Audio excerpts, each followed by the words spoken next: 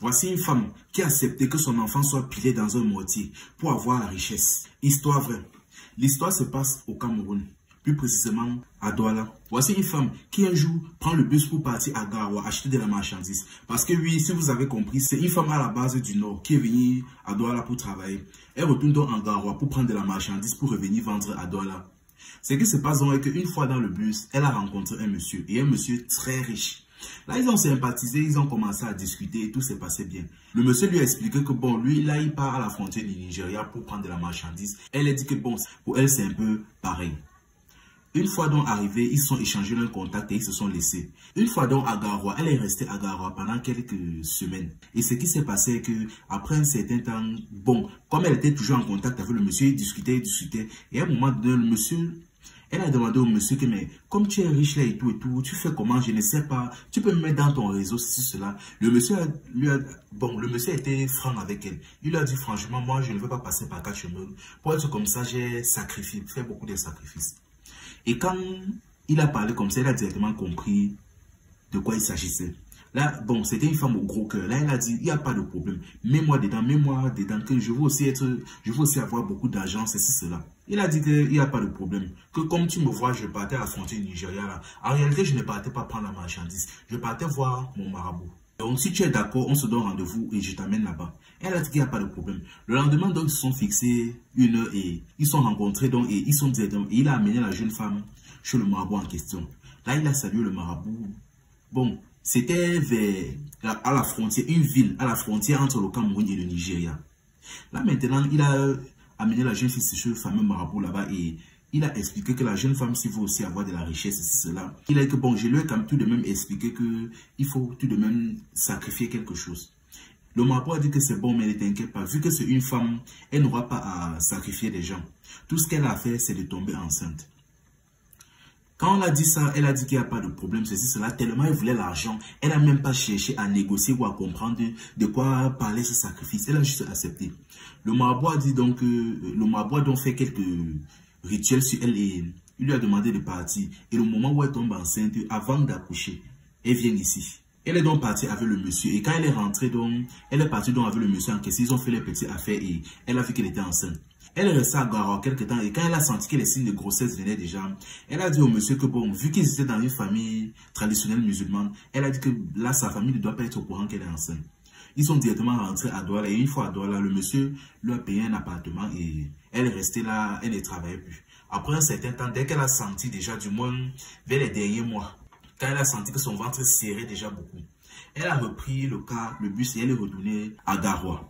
Une fois donc à Garoua, elle est partie donc chez le marabout et quelques temps plus tard, elle a accouché chez le marabout en tant que tel. Et c'est le marabout qui l'a fait accoucher.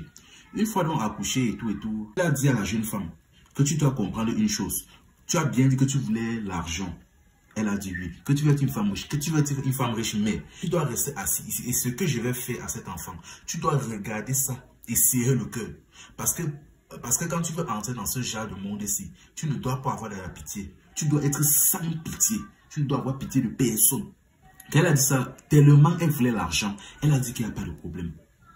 Ok. Le marabout est entré dans sa case, il a sorti un mortier. Il a mis l'enfant à l'intérieur, il a versé quelques poudres, fait quelques incantations et il a soulevé le pilon. Il a commencé à écraser l'enfant à l'intérieur. L'enfant était en train de crier, jusqu'à un moment donné, l'enfant s'est arrêté. La femme était là comme ça, elle regardait. Elle serrait aussi le cœur, elle regardait. Dès qu'il a fini, jusqu'à ce que, à l'intérieur, c'était comme le haché. Il a retiré tout ce qui était à l'intérieur, il l'a mis dans un panier. Il a dit à la jeune femme que bon, ce qui se passe maintenant est que tu dois manger ça.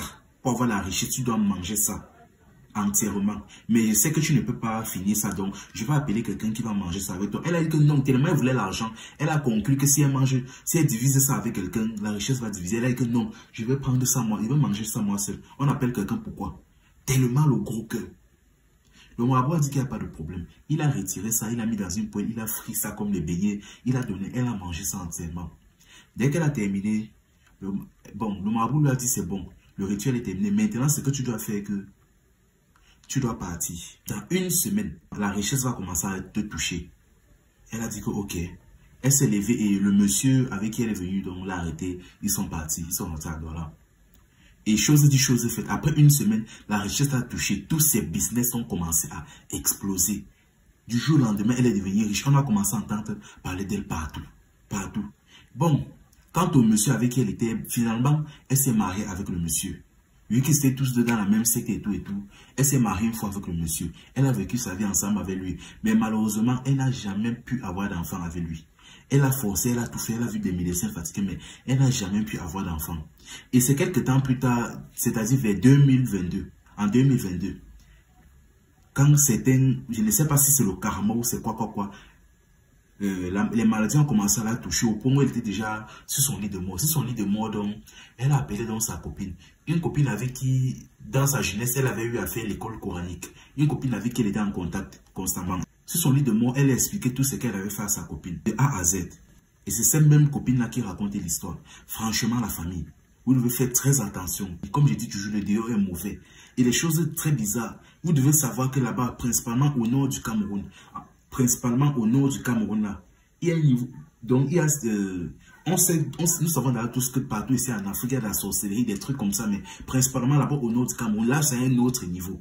Parce qu'il y a des jeunes filles qui partent en cachette là-bas avec leurs enfants, toujours pour ce même genre de rituels-là, pour avoir l'argent. Franchement, la famille, le dehors est mauvais. Il y a même certains rituels seulement dont on n'est pas au courant, mais là-bas c'est à un autre niveau. Ah, le gros cœur des femmes. Tout ça pour la richesse. Elle a accepté de porter l'enfant d'un inconnu, partir accoucher chez un marabout. Elle a accepté qu'on écrase ça dans un mortier.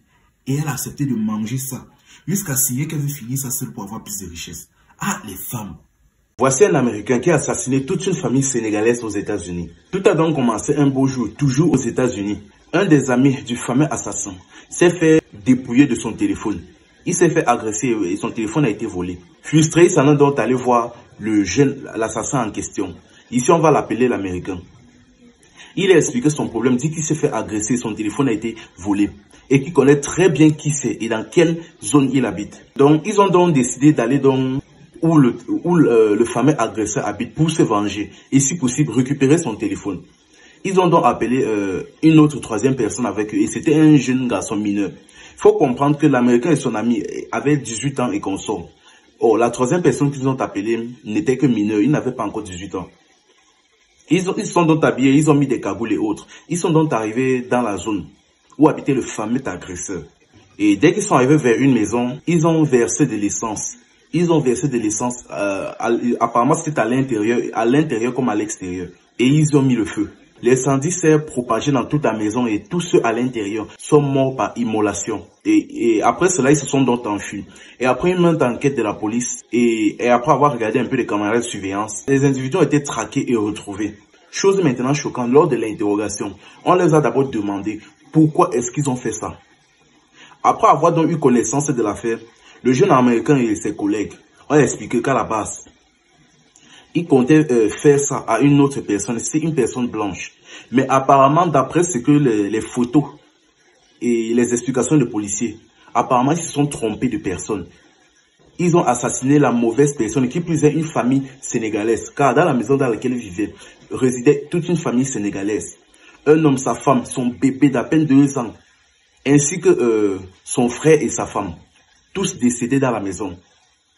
Entièrement une famille de noirs. Le gars a été choqué. Apparemment, il comptait bien faire cela.